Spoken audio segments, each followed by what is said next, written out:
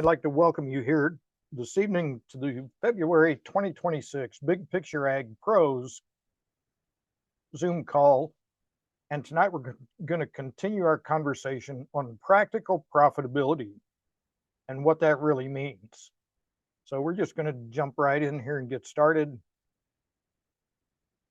So earlier today, I was listening to something and they were talking about making life simple, making things simple to understand. And they had a quote from Albert Einstein that really stuck with me.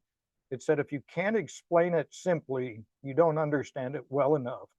And I really thought about how that pertained to me and how I can move from taking complicated ideas and theories and processes and try to make them simple, move through them and make it so it's understandable. And I thought about that as what does practical profitability really mean? And I could give you a whole paragraph of what that means to me. But if I'm going to work off of Einstein's quote, then I brought it down to this. And it comes down to practical profitability in my mind is scrutinize everything, all of our inputs, all of our management practices, all of the things that we do, scrutinize it and look at it and see what we can do with it. We want to find the things that make you money. Obviously, that's the most important metric in everything we do is we need to make money. So let's identify those things that are making us money and optimize those, work toward efficiency in those as well. And then also understand how and why it works or makes sense for you, because that's important, understanding why and how it fits into your program or your system of things that you do. I'm going to boil things down to 3-step plans. Again, simplification. What can we do to make this simple to do? In that regard, I came up with this. We want to identify areas that you can maximize your efficiency, whether it's nutritionally, whether it's other management practices, what things are you doing? We want to maximize your efficiency within that. Inside of that, we want to identify aspects that you can learn more about. How can you better understand the interactions and the things that happen without having to have a degree or a doctorate in that particular thing? But how can we better understand? And there's a lot of things available on the internet. I use AI quite a bit to just try to better understand things. I don't take every bit of it as gospel because I think there's still some things that can be mistaken, but it can really open up a whole world of understanding for us. Then the next step we want to do is we want to plan and activate trials to validate results as completely as possible. And I'll share more about what that last statement means when we get a little farther into it. So what are considerations you may want to keep in mind when we start figuring out what trials we want to do or how we're going to conduct them? And I think these are considerations we should walk through a little bit. So the first one is, if we do something different, how will it impact your crop or your profits? What do we expect it to do? And understanding what we think it's going to change within our crop, especially, is important then, because we then start to know what we need to monitor, which then moves into the next bullet point. When do you need to do assessments to verify the impact? Some things you can see an impact almost immediately or certainly within a day. Other things may take a little more time to get into the plant. Sometimes it may take different types of tests to validate what's happening. Next consideration is, how much time will it take you to do these checks? How much time do you have to give? I know everybody's busy. You've got a lot of things on your plate. Learning needs to be in a focal point, but also you've still got work that you have to get done. So how much time can you devote to it? Who can you find to give you some guidance? Some of the things that we're going to talk about with different testing protocols maybe having somebody that can give you some interpretation of those results or understanding can help move you up the ladder of knowledge a little faster. Then again, how much time, effort, and money are you able to commit? Doing certain trials takes, doing different tests may take extra dollars. Things like SAP tests, those can become a bit of a challenge in getting them pulled, getting them shipped, getting them done. So taking a look at that, and within that, what works the best for you? Doing basic tests where we're setting a baseline, trying to get a general idea of what's going on with our crop, or are you ready to move to a more intensive level, which may be, weekly testing or trying to impact your crop within the season? Uh, Being on that level takes much more commitment of time and sometimes more dollars. Um, so just assessing where makes sense for you to position your trials and what you want to learn. So we were going to do a little recap of last month, some of the things we talked about in our first session of uh, practical profitability. So the first one was getting your planner right in the shop, going through it, making sure that you've got it as consistent as possible for getting that seed singulated in the soil and getting things up in quick order. Checking those things again when you go to the field, double checking, making sure that it's functioning, and including flag tests to verify some of that. We talked a little bit last month about seeding rates and adapting those maybe to the conditions you've got. Whether you've got really great conditions, maybe you can ease up a little bit. If you're more challenged, then maybe you need to change your seeding rates.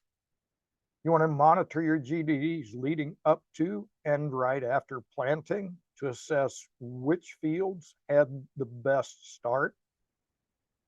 That feeds into the next one of identifying fields that have higher or lower potential. Understanding what that start means to the crop, utilizing the GDD chart and scouting to assess crop potential throughout the season, and then adapting your in-season management, knowing that which fields have the higher potential or which ones maybe had more of a struggle, and you may need to adapt what you do. Maybe not every field gets treated exactly the same.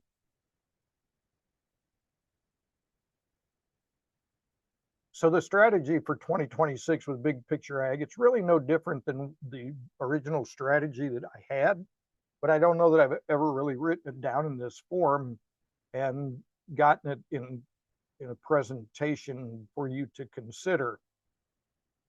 But what I really want to do with it is to create trials to examine basic questions that we all face in optimizing our yield and our profit. I want to focus the trials around fertility, stress management, plant and soil health. I want to try to get multiple trials from differing parts of the region so that we've got a diversity of soils and climate that we can do comparisons with. I do want to have uniformity in some of the things and what we're monitoring and how we go about that. And I think you'll get a grasp of that as we walk through the rest of the evening. I want to focus our monthly calls that we do on what things we're experiencing, what's going on with our crop, what are we seeing, and even maybe start to visit some of those results. If we're doing some testing, what kinds of things are we seeing happening within that program? Later in the year, we want to start compiling that data, and after the season, obviously putting it together so that our winter meeting will really be a group discussion of all of the things that we've seen and we've learned, try to pull tidbits out of it and things that will apply for each person that's a part of the group. So my objective tonight in the presentation is, number one, to explore trial opportunities that we've got potential to work in. I want to discuss the parameters for monitoring some of those things. I want you to identify areas that may be of interest for you. And then I want us to begin building plans after the evening so that we can get things structured in a way that's going to be beneficial for everyone. I want to start into this initially talking about nitrogen efficiency trials. I think that's an area that we should all be doing trials pretty much every year, because I think there's so many things to learn about how to maximize our nitrogen efficiency and what we can do. So what are some of the considerations that you need to think about as we move into doing some of these type of trials? So the first one is, what's your yield goal? And the second one is, how much N would you normally apply? Are you at a 1-to-1 on your nitrogen pounds per bushels produced? Are you at 1.25?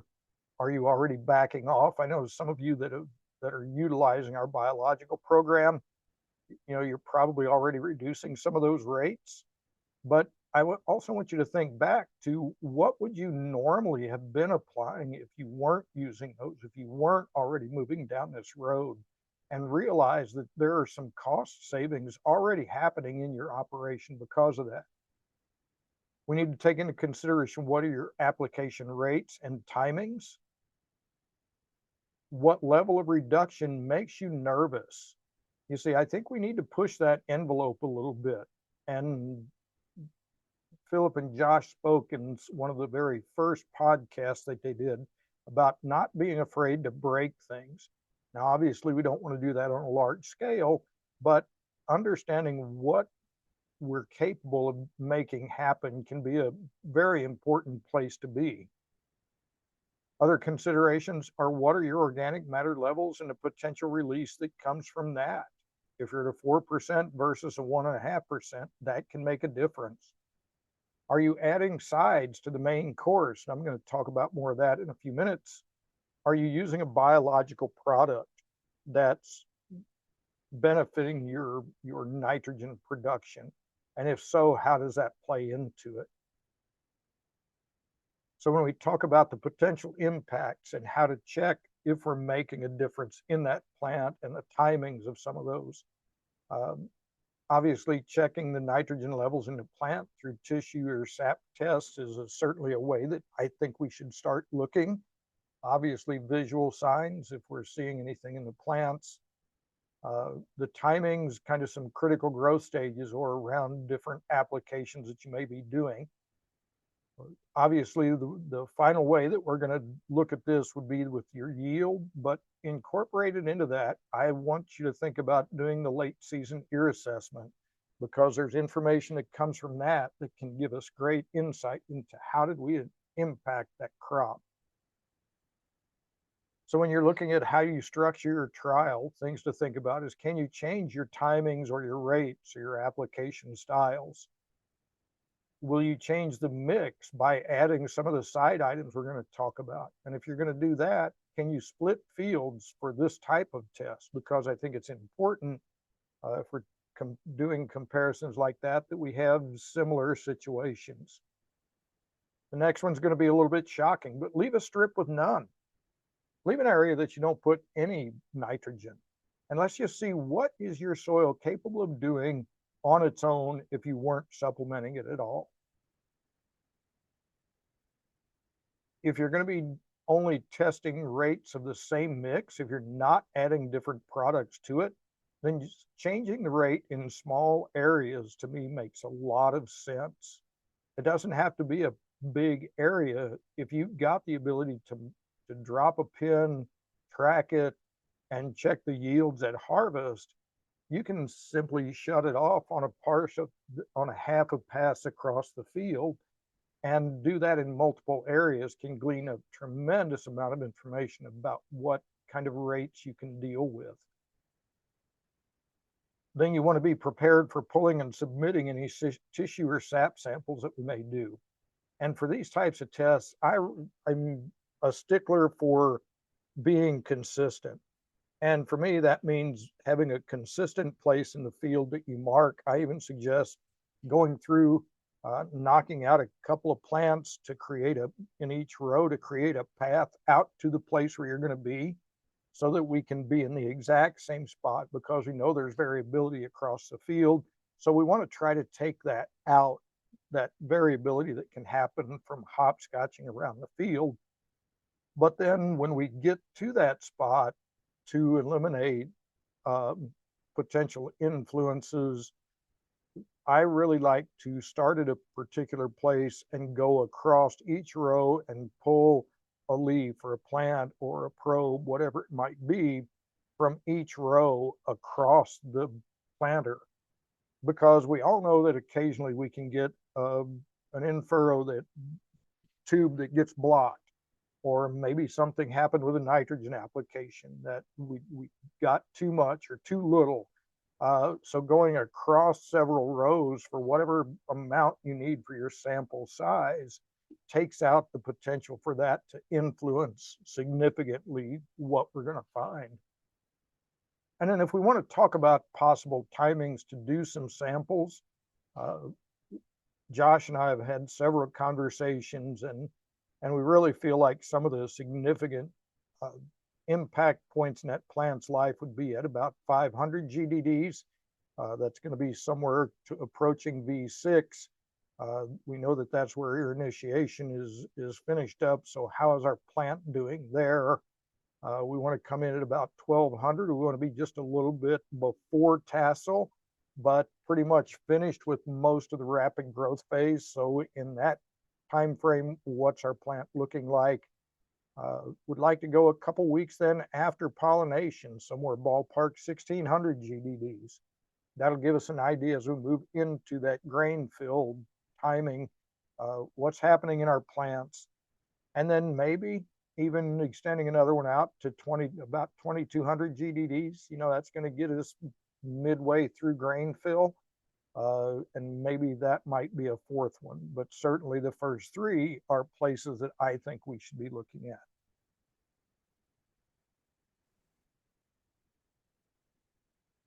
One of the next things that I did this week was in looking at potential nitrogen trials. I think there's a lot to be gained from giving the plant more of what it needs to be efficient in that nitrogen conversion and nitrogen assimilation within the plant.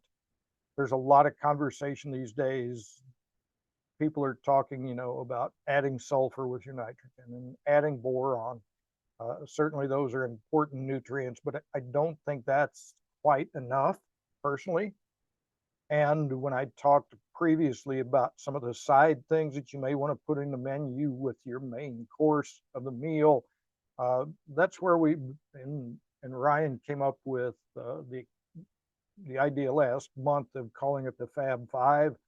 But there's really kind of 5 different nutrients that work in conjunction vitally with your nitrogen, those being the nitrogen, sulfur, boron, zinc, carbon, and moly. So I went through on this spreadsheet a couple days ago. I had gotten pricing from Ryan recently about some of the products that he was considering. So I used those and plugged them in. The rest of the products come from the Fulcrum lineup. So that's where the other products came out of. And if we look at this, a lot of producers, and I just picked a number, but you know, if you're using 200 pounds of nitrogen, you know, if you're shooting for that 200 or a little above yield goal, you know, that's a pretty common place. I think a lot of guys today are adding some sulfur. I just plugged in maybe 15 pounds of sulfur here using ATS. That's going to give us a little bit of extra nitrogen. So in this case, you know, we're at 208 pounds total of nitrogen. A lot of guys are considering using some boron at pretty common rates a quart. So I plugged that in. So this program is going to be about $135 an acre with current pricing. And I thought, so what's it look like if we want to give our plants a more full program and address more of those nutrients?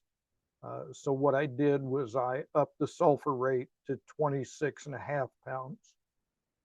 In doing so, that brought 12 pounds along with it. I reduced our efficiency to a 0.75. And honestly, especially if you've been working with our biological program, I think that's a very achievable number. Even without, I think depending on how you're managing your nitrogen, you've got the capabilities to get to that. So overall, we're at just about 100, well, I guess 151 ballpark. pounds of nitrogen in this program, but looking at adding some other things, looking at adding the stable B, which is our boron product that is combined with, in essence, our Vita and Terra, our humic and fulvic acid, and upping the rates on that. This is an 8% product, but what if we incorporated a gallon of that throughout the season, and upping the levels of the boron that we're getting out into the system? To do that is going to be about $15 to the price. This is the price line here, but we're going to get just a little dip of nitrogen. We're also going to get about 0.8 pounds of boron, as opposed to the 0.21 that you would get with just a conventional complex boron. The other thing that you're going to get, this column here being carbon, you're going to get 6 pints of our Vita and Terra, which is a significant amount of Vita and Terra to get into the system. That's going to be a food source for the biology. It's going to be in there working to chelate nutrients. It's going to bring a lot of great benefits to the system. And we'll talk a little bit more about that in a minute. And then I also added some zinc into the system. A lot of times guys will add a pint at planting, maybe a quart along the way, but what if we push that to a half a gallon? What if we just really put enough out there to really make a difference and see what would happen? Factoring that in, added $7, but you can see we get a little dash of nitrogen and the zinc from that.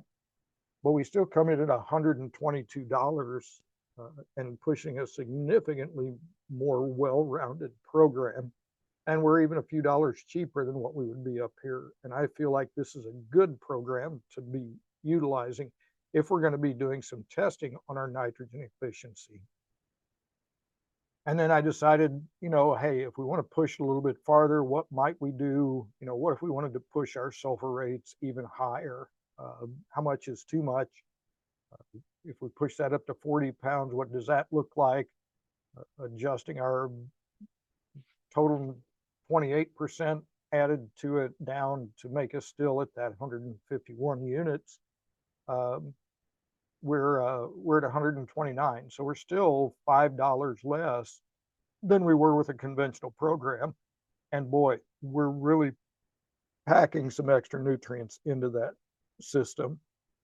At the bottom here, I made a couple of side notes. If Molly is something that you think your system would benefit from, we can look at incorporating the Molly B, which is in essence the stable B product with a little bit of Molly included. So we plug that into there. The price in essence is the same as the Vita or as a stable B, I'm sorry. So it really didn't change our pricing here at all. When we talk about adding carbon to the system, there's a lot of ways to do that, a lot of products, a lot of thought processes going into that. We feel like our Vita and Terra is a very strong contender there. And Philip and Josh, in conversations with Josh this afternoon, he said that they're trying to find ways for guys to incorporate maybe up to a gallon of Vita and Terra into the system on an annual basis, just for the benefits it brings. So a very common practice for those of us in the program is utilizing Vita and Terra at a pint per acre with our post-herbicide and a fungicide application. So doing that, we're going to add another 2 pints to the 6 pints that we've already brought with either the Molly B or the stable B. So that gets us up to that gallon per acre on an annual basis. I think that could be a really good place to be. And if you're incorporating carbos at planting and post-herbicide and fungicide, you're adding even more carbon to the system. That one's pretty hard for me to calculate, so I'm not going to try to give a credit to it, but certainly a way to put a much more rounded program together without spending any more money than we currently are.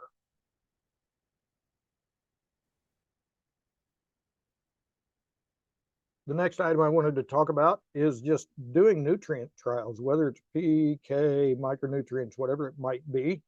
What are some ways that we can check that, because we know from the testing that we've been doing, the trials that we've seen, uh, we may not be getting as much bang for the buck out of some of those applications as we've been led to believe.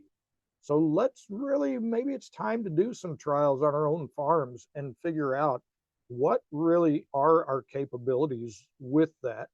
And this system that I've set up here, this protocol, I think will give us some really good handles on that.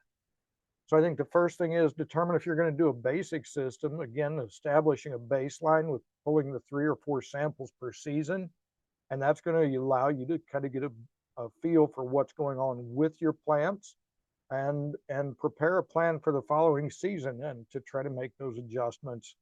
Or if you want to do a more intensive program where you're pulling samples on a weekly basis and maybe even trying to make applications in season to change levels, realize that that's a much more extensive commitment of time, energy, maybe even dollars, depending on what type of sampling you're going to do, and then incorporating all of that work together to try to move forward. So decide which of those really fits for you. If you haven't already been doing some baselines, I think that's a good place to be. To jump immediately into an intensive program can sometimes become overwhelming. So next question, will you have different applications to do comparisons with? Are you going to be changing your fertility applications, or are you going to be utilizing biology to influence levels? We know that we've seen nutrient level changes happen with our biological program. Last year with the Exodus, we saw some significant differences. So if you're utilizing any of those types of things, doing a side-by-side or some method of comparing can be very important. And structuring what that looks like on the front end can lend a lot of information that you can't go back and recreate. Are there nutrients that you're already addressing within your program? Or maybe there's things that you want to. What does that look like? Thinking about how you would trial that. And then the next consideration is, are you wanting to build the levels in your soil? Within that, how much will it take to move the needle in your soils? How many pounds of P or K or a micronutrient do you have to put into your system to move the needle? And then how much do you have to move that needle to impact yield? And how does the financial aspect of that play out? Now, hopefully you may have a local agronomist who can help you with a step by giving you some insight into how much your soils require to move the needle.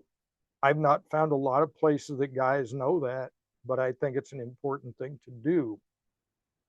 So when we talk then about the potential impacts and how to monitor what things are happening within the system, obviously we're going to be pulling some nutrient, we're watching nutrient levels in that plant.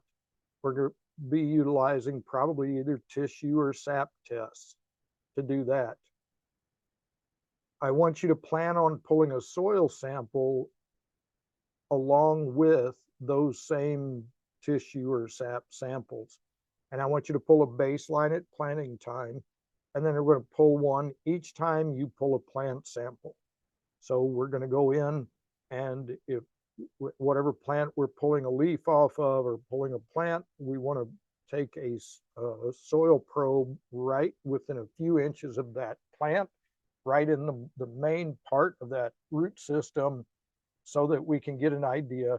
This is one of the things that David Hewlett has challenged us with the last 2 years I've heard him speak, is that if you've never pulled a soil sample every month through your growing season to see how those nutrient levels fluctuate, it's eye-opening. So we're going to incorporate that into this. If we're trying to understand why nutrient levels are changing in our plants, but we're not validating what the levels are available in our soils at the same time, then we're missing a step. When I talked about doing complete trials where we can get as completely as much information as possible. I think that's a step that I've missed in the past, is not incorporating this with it. So we're going to start doing that. And these don't have to be extensive tests. Yes, we want to check for micronutrients and all of those things, but these can be just a general Malick 3 style of soil availability, nutrient availability soil test to go along with the tissue or plant samples we may be doing. Now, if you're looking at changing the nutrient levels in your soil, whether it be through additional fertility applications or through biological programs, there we need to be running our total nutrient digestion test, because we want to see how those numbers are moving, not only in the available form, but also what's in the stockpile in the soil. How are we moving those things? Because they're both important components to understand. So before we begin any of these, we want to pull a baseline sample before we've done any applications. And then we want to target at the same time each year following, if we're going to do annual samples. Again, if those numbers are moving throughout the year, then trying to be as close to the same time can be vitally important. Then a couple of the last ways, again, of checking on what kind of results we're getting. The late season ear assessment is, again, a vital piece of information, as well as the yield. So a couple other things to consider as you're building this plan. What type of structure do you put to it? The first thing is review your soil maps or your yield maps and position these trials in a consistent area of the field, making sure that you're not crossing, that one side of the test is in one soil type and the other side is just totally different. Try to avoid those kinds of situations. Also consider if there are any past circumstances in that area that could influence results. If you've used a biological program in the past in that area, or if somewhere along the way you made a significant different application. And then planning ahead for doing these applications. Once again, leave an area with none. We've had some trials over the past couple of years that have really started to challenge our conventional thinking on nutrient removal and what's happening in our soils, even if we don't apply anything. So let's talk about what that would look like, leaving an area with none. And then again, be prepared for pulling those soil, tissue, and sap analysis samples. Again, it's very much the same protocol. And again, probably the similar timings as what we talked about, the 500, the 1200, the 1600, and maybe the 2200 GDD timeframes.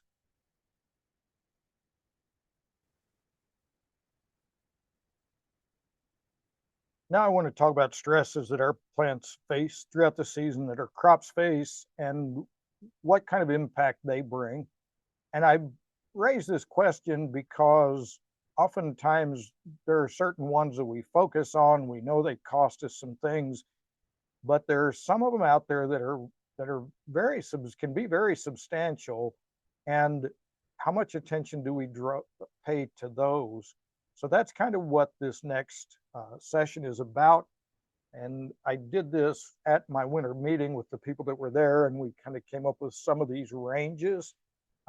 We talked about, in their experience, what had they seen with different stresses. How many bushel yield did they lose from a really good crop from these different types of challenges that their crops might have seen. So I just kind of made a list of some of the stresses that might occur in our crop. And you can think about this in your own case. Obviously, one of the things to keep in mind is how often do you potentially face these challenges? And if you see it 1 out of 10 years, okay, it's not as big a deal. But if you're in a situation where you may face heat or dry weather or too wet or different things, disease, on a more consistent basis, then certainly having a plan of action in place is important. So we'll just kind of walk through here a little bit. Talked about changing weather, and it says after, but also at planting. But in that early part of that plant's life, challenges with imbibition chilling, maybe just a cool snap where your plants don't grow real well, uh, or even challenges with oversaturated soils where we're restricting that root growth and what that plant can do. How much does that cost us? And we know that, even sometimes we plant early, we still get a good yield, but are we giving up yield due to those conditions? And I think it's a pretty safe statement to say that we can easily lose 5 to 20 bushel off of our crop from challenging weather conditions. Certainly we can get into worse than that, replanting challenges. But just in general, what could we potentially lose and still grow a crop from it? What about diseases? Obviously, depending on where you're at this past year or any years, certainly opportunities to lose 80 to 100 bushel. Some instances maybe more than that, but obviously that's a pretty significant potential yield hit. Insects, certainly situations with, corn rootworm, different situations can have significant impacts and really, really add up to a lot of bushels. But in general, I think insects can certainly cause a 15 bushel yield hit potentially. Then I talk about the twos, too cold, too hot, too wet, too dry.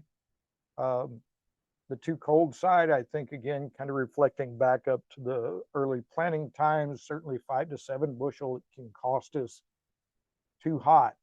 We have instances, we talk with producers that with irrigation, the moisture was not the limiting factor, but certainly too hot a weather through parts of the season, especially pollination grain fill timing, it's very easy to get a 30 to 40 bushel yield hit from hot weather that hits us at the wrong time. Too wet, that can go pretty wide angle. Probably just from oversaturated soils, you can see a few bushel.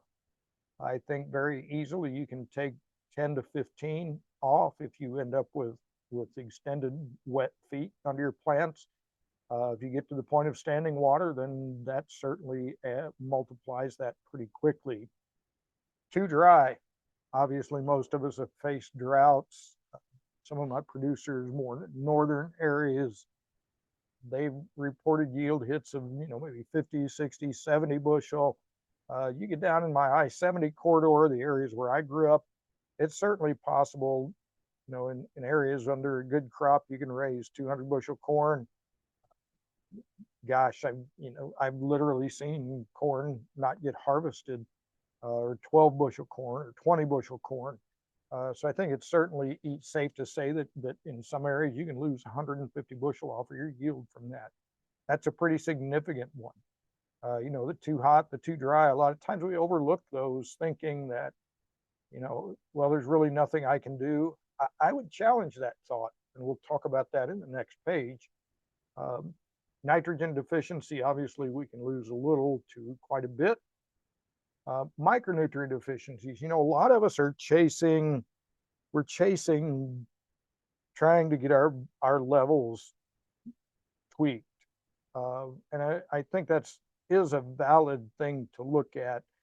But realistically, how many bushels are we giving up on a regular basis to that? And I think in a lot of cases, we may be giving up 5 or 10 bushel by tweaking that. Granted, if you find one of your micronutrients that's really limiting you, you may put that extra 10 or 15 or 20 bushel on it. But I think in general, the impact of individual nutrients may not be as significant as we give them credit for. The next thing we want to talk about is post-herbicides. Have you ever thought about the stress that post-herbicides put on your crop? I'm very confident that with many of the chemistries, we're giving up 3 to 7 bushel of yield in corn and soybeans both with our post-herbicides. And we're going to talk about ways to maybe overcome some of that in the next sheet. What about herbicide-induced deficiencies? And when I say that, I'm referencing some of the more popular herbicides. We know that when we see that yellow flash, especially if it's an area where we overlap or certain situations, we get that yellow flash in the crop. It fades on color. That plants, uh, you know, that crop is affected because of the similar mode of action that the chemistry is using to kill the weed, but it's restricting the ability of that plant to assimilate or utilize some of those nutrients, especially manganese. So we're going to talk a little bit about that. But I think it's very easy to attribute 3 to 4 bushel across the broad part. I mean, I think all of us, these last two, it's an area we overlook very easily, and we could very easily be giving up 3 to 7 to 10 bushel on our crops by not addressing these two simple things. So we'll talk about that. The point I really wanted to make here, though, is do this kind of an assessment for yourself. How many bushel have you seen affected, and how much time are you giving to offsetting or mitigating these stresses within your cropping season?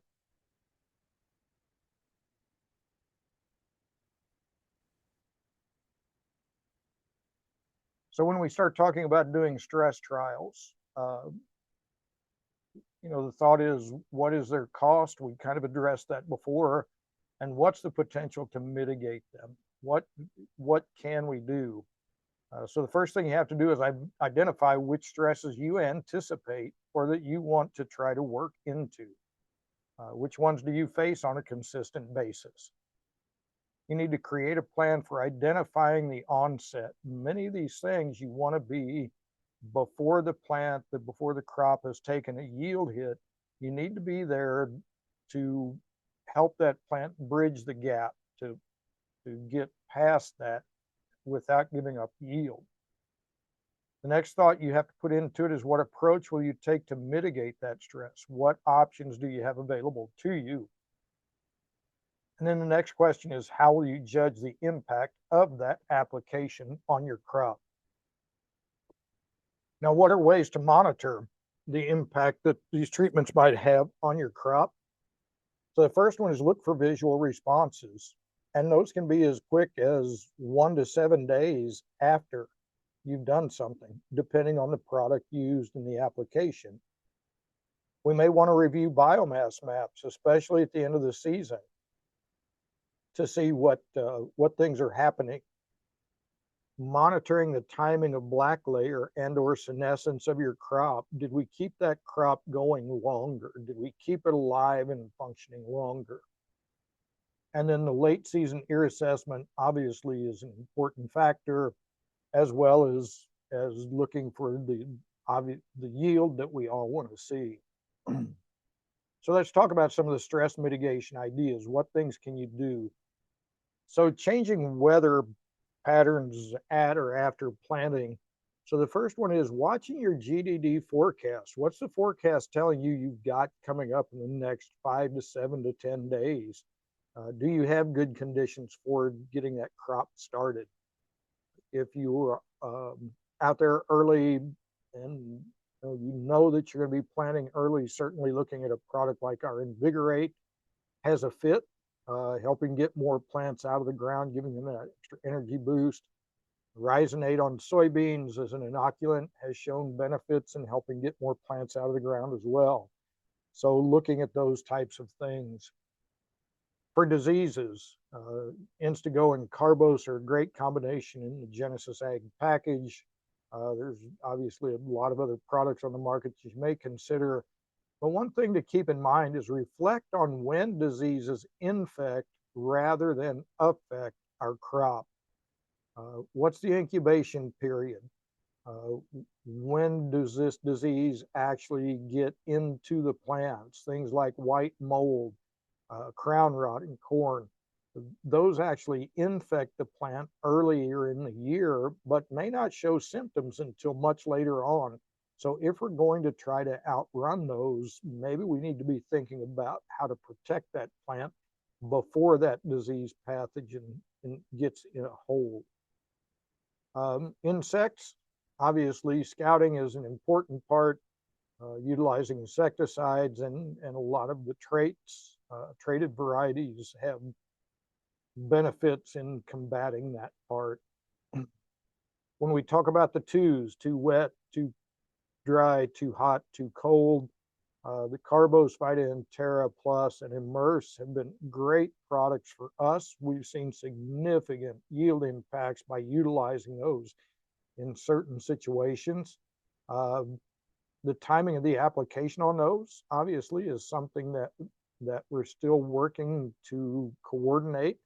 But if you deal with some of those type of situations, would really like for you to think about how you could incorporate some of this. I think it's a vital part going down the road of how to manage some of those really significant yield hits that sometimes we think we don't have any control over.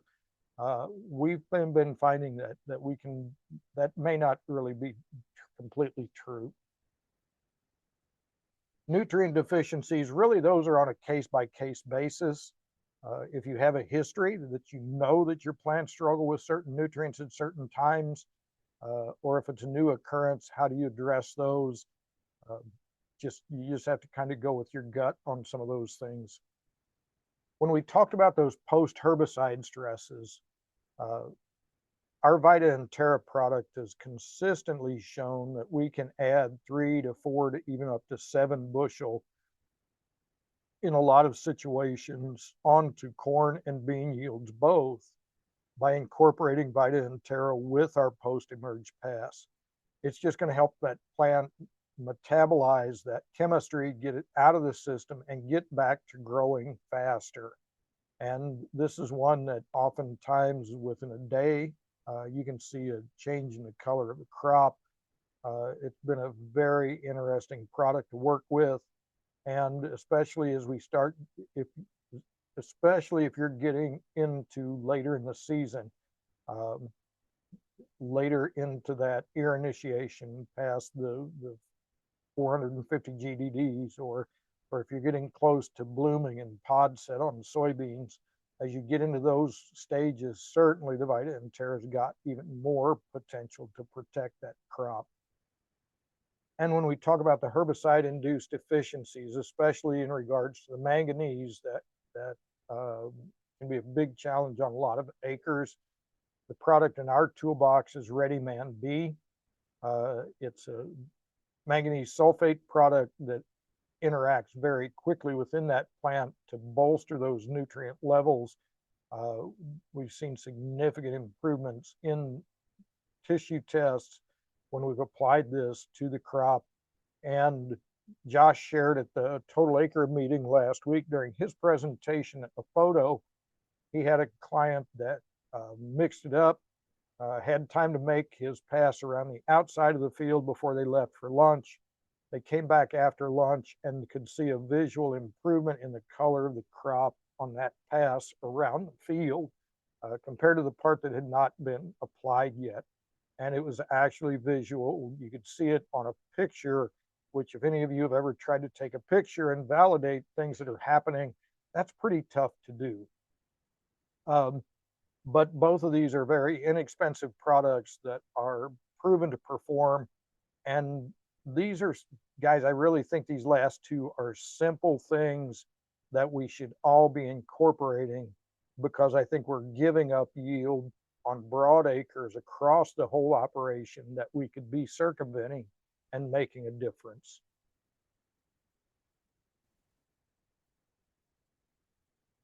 And with that, that brings us toward the end of the evening. My suggestions, your next steps, pick out those trials that you'd like to set up. What things are of interest to you? Do you think are pertinent for you? Email me with your response, which things you're interested in, and let's start that conversation setting up your individual trials. The more of these that we can get across the region, in differing parts of the region, different climates, different environments, different soils, and pull that information together at the end of the year, pull together all of the different factors that can play into it as far as why we may or may not have gotten the response we were looking for.